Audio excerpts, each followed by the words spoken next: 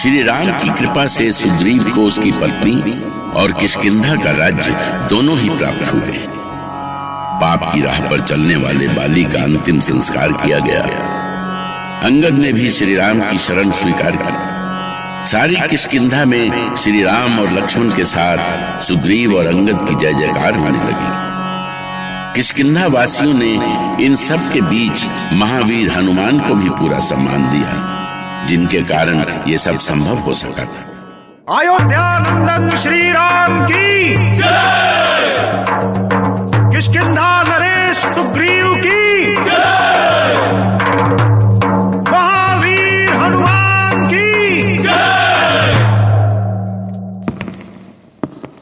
आज से महाबली सुग्रीव किष्किंधा के राजा होंगे और बाली पुत्र अंगद युवराज पद का गौरव बढ़ाते हुए राजकाज में इनकी सहायता करेंगे। और मैं ये भी घोषणा करता हूं कि बाली की पत्नी महारानी तारा का राजसी पद वैसे ही बना रहेगा जैसे पहले था।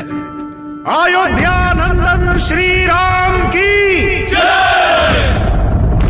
प्रभु, यह हमारा सौभाग्य है कि आप हमारे रक्षक बनकर यहां पधारे।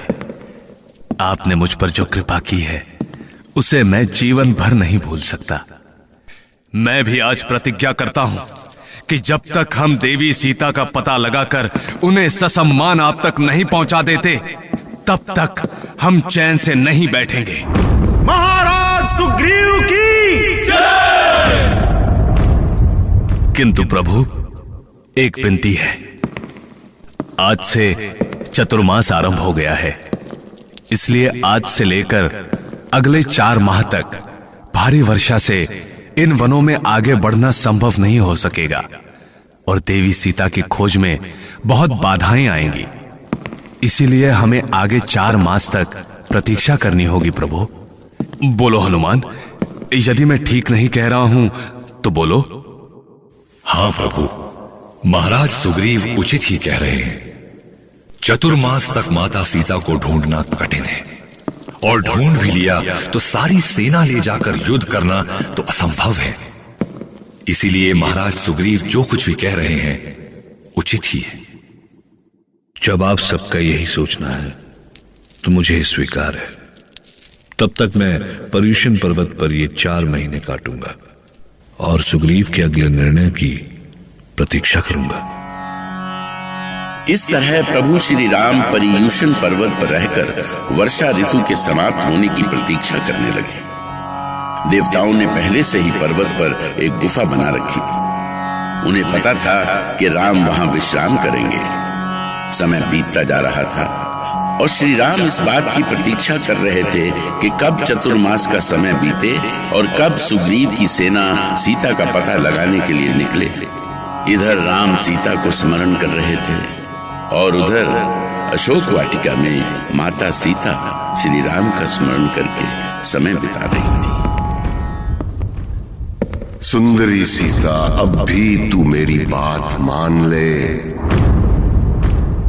तेरा वो वनवासी पति अब नहीं आने वाला।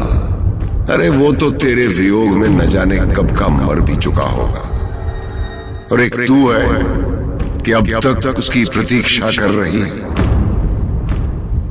सुंदरी, अभी भी समय है। अपनी ये सुंदर आंखें खोल और उस वनवासी का ध्यान छोड़कर मुझसे विवाह कर ले। मैं तुझे लंका की पटरानी बनाकर रखूंगा। दुष्ट रावण, इस भ्रम में मत रहना कि मेरे स्वामी नहीं आएंगे। वो अवश्य आएंगे और तेरा विनाश होकर रहेगा। विनाश विनाश शब्द लंकापुर के पास भी नहीं फटकता सीते। यहां जिनका मैं विनाश चाहता हूं उनका ही विनाश होता है। और यदि तू मेरी बात नहीं मानती तो तेरे पति का विनाश होगा। बस तू उस विनाश की प्रतीक्षा कर। पहले तो तू अपनी मृत्यु की प्रतीक्षा कर लंकेश, क्योंकि सबसे पहले वो तुझे ही लेने आ रही है। मैं लंकेश हूं, मृत्यु दाता लंकेश। मैं मृत्यु देता हूं। अभी मृत्यु के पास इतना साहस नहीं कि वो मुझसे टकरा सके। देख सुंदरी, मैं तुझे अंतिम अवसर दे रहा हूं, नहीं तो तेरी ये कमल नाल सी कोमल गर्दन है ना, उसे इसी खड़ग से अलग कर दूंगा। रावण के कठोर वचनों से देवी सीता तनिक भी विचलित नहीं हुई। त्रिजटा को तो लगा जैसे रावण सीता का वध ही कर देगा। उसने मन ही मन श्री राम का स्मरण किया कि किसी तरह ये संकट टल जाए। लक्ष्मण, अब तो वर्षा ऋतु भी बीत गई, लेकिन अभी तक सीता की कोई सूचना नहीं मिली। सुग्रीव ने भी कोई सूचना नहीं दी कि वो आगे क्या करने जा रहा है। भैया, मुझे तो लगता है कि सुग्रीव किष्किंधा का राज्य और पत्नी पाकर सब कुछ भूल गया है। किष्किंधा के सिंहासन ने उसे अपना दिया वचन भी भुला दिया है। मैं सुग्रीव को उसका वचन भुलाने का दंड दूंगा। नहीं लक्ष्मण, सुग्रीव को दंड देने की आवश्यकता नहीं है। बस उसे याद दिलाना है कि वो सत्ता सुख में अपना कर्तव्य भूल गया है। ठीक है भैया, मैं वही करूंगा जो आप कहेंगे। हनुमान, मुझे सुग्रीव के पास ले चलो। अरे ये तो मेरे लिए सौभाग्य की बात है सुमित्र नंदन। आइए, आप मेरे कंधे पर बैठ जाइए। पलक झपकते ही मैं आपको राजमहल तक पहुंचा दूंगा। ठीक है, ये लो, मैं बैठ गया। जय श्री राम।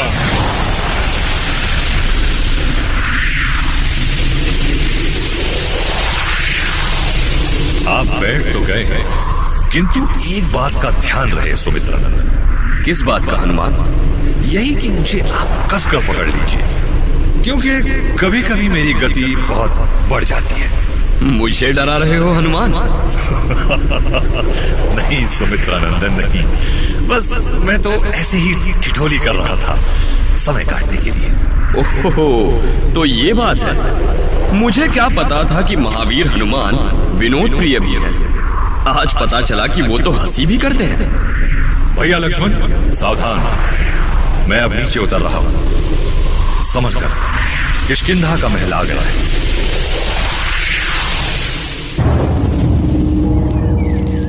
सुग्रीव, सुग्रीव, कहां छिपे हो? बाहर आओ। हे ईश्वर, महावीर हनुमान के साथ क्रोध में भरे हुए लक्ष्मण। महाराज, महाराज, महाराज। द्वारपाल, क्या हुआ? ऐसे कांप क्यों रहे हो? क्षमा करें महाराज, अयोध्या के राजकुमार श्री लक्ष्मण बहुत ही क्रोध में हैं और वो सीधे महल की ओर चले आ रहे हैं। हे ईश्वर, ये क्या हो गया? किष्किंधापति सुग्रीव को हनुमान का प्रणाम स्वीकार हो। नहीं नहीं हनुमान, मुझे किष्किंधापति मत कहो। आज मुझे किष्किंधापति कहलाने में लज्जा आ रही है। किष्किंधापति, आपके एक ही शब्द ने मेरे क्रोध को समाप्त कर दिया। मुझे तो लगा था कि आप अपना कर्तव्य भूल गए हैं। हाँ सुमित्रानंदन, मैं जानता हूं कि मुझसे भयंकर भूल हुई है। मैंने श्री राम को वचन दिया था कि वर्षा ऋतु के बाद देवी सीता की खोज आरंभ करूंगा, पर मैं सत्ता सुख में इतना चूर हो गया कि मुझे अपने कर्तव्य का ध्यान ही नहीं रहा। तो किष्किंधापति, अब क्या आदेश है? किष्किंधापति सुग्रीव का सिर लज्जा से झुक गया, पर अब उन्हें श्री राम के आदेश की प्रतीक्षा थी। हनुमान को साथ लेकर वो सीधे श्री राम का आदेश लेने के लिए चल पड़े। राम